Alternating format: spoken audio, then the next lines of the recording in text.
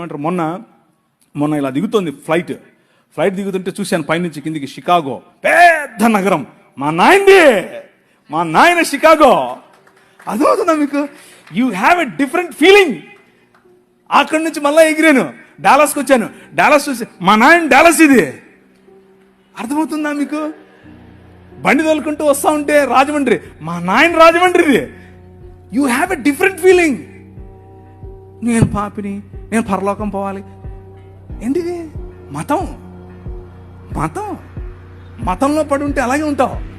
కానీ నీ రాజు ప్రతినిధి నువ్వు నడుస్తా ఉంటే నీకు ఎలా ఉండాలి తెలుసా? ఇది మా నాయనది, ఈ కాలేజ్ మా నాయనది, ఈ ఊరు మా నాయనది, ఈ దేశం మా నాయనది. ఆ ఫీలింగే వేరు.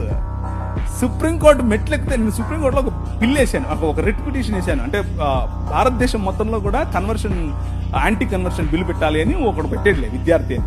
ఆడికి వ్యతిరేకంగా నాకు సుప్రీంకోర్టు జడ్జి అడిగాడు, నీ లాయర్ ఎవడు అంటే, నాకెవరు లాయర్ లేరు సార్, నేనే అన్నాను.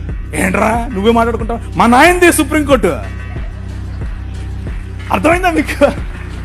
మా నాయనదే. My king still lives.